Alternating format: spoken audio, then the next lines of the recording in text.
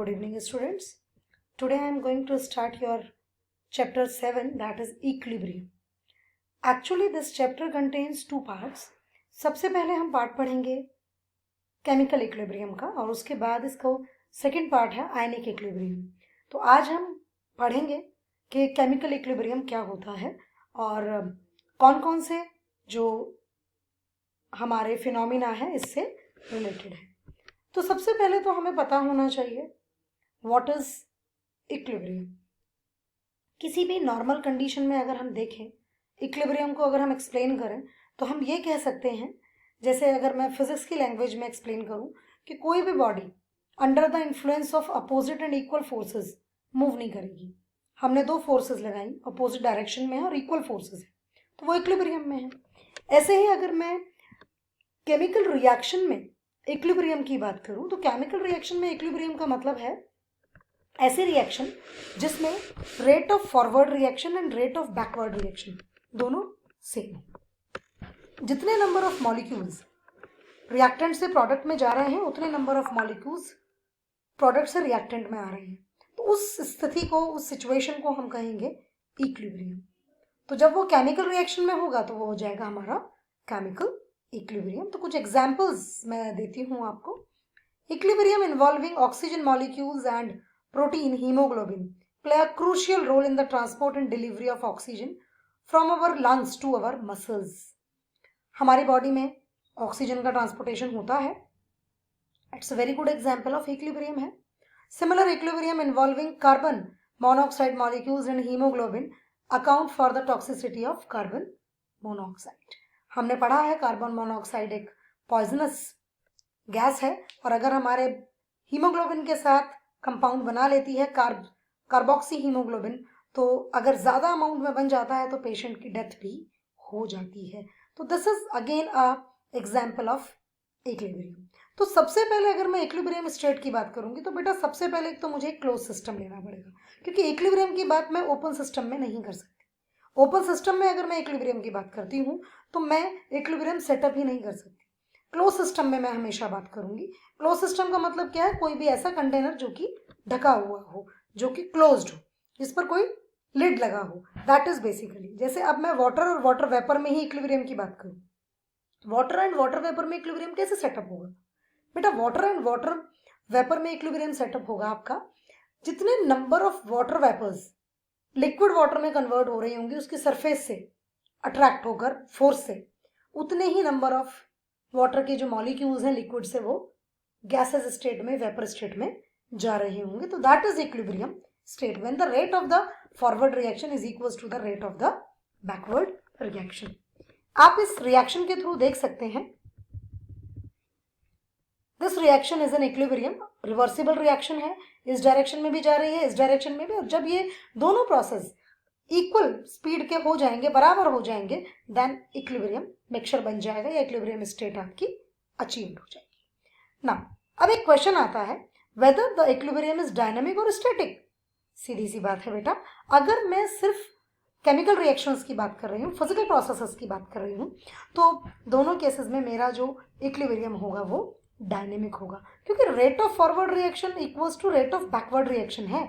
मैंने ये नहीं कहा कि रिएक्शन रुक गई है, रिएक्शन तो हो रही है लेकिन दोनों का रेट बराबर है, इसीलिए हमें कोई चेंज नजर नहीं आ रहा है. तो that is dynamic in nature. मतलब एटम्स और molecules whatever be involved in that particular reaction they are in motion.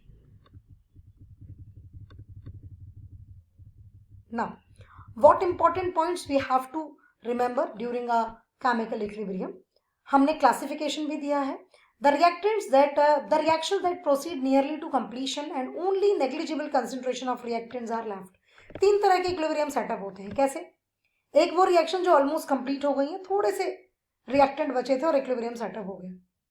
एक इसकी अपोजिट कि रिएक्शन थोड़ी सी शुरू हुई थी, ज्यादातर रिएक्टेंट्स बचे हैं, थोड़े से प्रोडक्ट्स में कन्वर्ट हुए थे और इक्विलिब्रियम सेटअप हो गया. और एक रिएक्शन जिसमें ऑलमोस्ट 50-50 कन्वर्जन हुआ कि 50% रिएक्टेंट्स कन्वर्ट हो गए 50% प्रोडक्ट्स में और इक्विलिब्रियम सेटअप हो गया. तो ये सारे हम एक्सटेंट 3 तरह के केमिकल इक्विलिब्रियम को हम डिवाइड करते हैं. तो पहले हम इसमें आयनिक इक्विलिब्रियम के बारे में बाद में पढ़ेंगे, केमिकल इक्विलिब्रियम के बारे में ही पढ़ेंगे. तो मैं सबसे पहले आ रही हूँ इक्विलिब्रियम इन फिजिकल प्रोसेसेस। हमें पता है फिजिकल स्टेट 3 है, सॉलिड लिक्विड गैस। कोई से भी कॉम्बिनेशन ले लीजिए, सॉलिड टू सॉलिड लेंगे नहीं, ठीक है ना, लिक्विड टू लिक्विड भी नहीं लेंगे, हम ऐसा लेंगे जहां पर फेज का ट्रांसफॉर्मेशन हो रहा हो, सॉलिड लिक्विड, लिक्विड गैस या सॉलिड गैस। और इन तीनों इक्विलिब्रियम्स में एक खास बात होगी जो मैंने अभी इंपॉर्टेंट पॉइंट बताया है कि डायनामिक इक्विलिब्रियम होगा। मॉलिक्यूल्स जो है वो मूव करते रहेंगे फॉरवर्ड या बैकवर्ड डायरेक्शन में, लेकिन हमें वो स्टैटिक दिखाई देगा क्योंकि हमें कोई चेंज नजर नहीं आएगा। तो this is about the equilibrium in physical processes. हम सिर्फ फेज ट्रांसफॉर्मेशन की बात कर रहे हैं, जैसे कि आपने आइस लिया और उसके चारों तरफ लिक्विड वाटर, वहां इक्विलिब्रियम सेटअप हो जाए। आपने आइस लिया, वाटर वेपर के साथ इक्विलिब्रियम सेटअप हो जाए, किसी और गैस के थ्रू हो जाए। मेटल की सरफेस ले लीजिए, मेटल पर बहुत सारी गैसेस जो हैं वो आराम से बॉन्डिंग करती हैं, या कह लीजिए मेटल गुड कैटलिस्ट होते हैं, एब्जॉर्ब हो जाती हैं। और लिक्विड एंड गैस कोई भी एग्जाम्पल ले लीजिए, लिक्विड वाटर ले लीजिए और वाटर वेपर ले लीजिए, जो मैंने अभी शुरू में आपको एग्जाम्पल दिया। तो इन सब के एग्जाम्पल्स के थ्रू हम पॉइंट्स अंडरस्टैंड करें। Solid and liquid equilibrium, then liquid and vapour equilibrium. सब में जो प्रोसेस है, सब में जो बात है वो बिल्कुल सेम होगी कि फॉरवर्ड जो आपका रिएक्शन है वही बैकवर्ड रिएक्शन के रेट जो है वो बराबर होगा। अब देखिए यहाँ पर दो एनहाइड्रस कैल्शियम क्लोराइड रखा है और यहाँ पर डिश ऑफ वाटर है, ठीक। हमें पता है एनहाइड्रस कैल्शियम क्लोराइड की क्या खास बात है कि वो मॉइस्चर को एब्जॉर्ब कर लेता है, और यहाँ पर भी रखा हुआ है। अब सिस्टम, अब ये दोनों अलग अलग सिस्टम है, ठीक। यहाँ पर इक्विलिब्रियम सेटअप हो सकता है।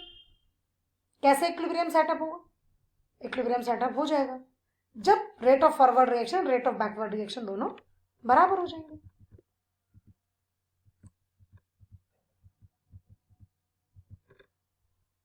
अब सॉलिड कैम्फर हमारा होता है, कपूर, और उसके वेपर्स होते हैं, क्योंकि वो लिक्विड स्टेट में तो कन्वर्ट ही नहीं होता, सब्लिमेशन का प्रोसेस शो करता है, उसके थ्रू हम दिखा सकते हैं। ऐसे ही ammonium chloride solid and ammonium chloride vapours में हम दिखा सकते हैं सॉलिड वेपर इक्विलिब्रियम। ये जितना भी आप केमिकल इक्विलिब्रियम के टाइप्स पढ़ रहे हैं बेसिकली, या फिजिकल इक्विलिब्रियम के पढ़ रहे हैं, वो सब कॉमन है, उसमें सिर्फ आपको एक एग्जाम्पल के थ्रू चीजें लर्न करनी है।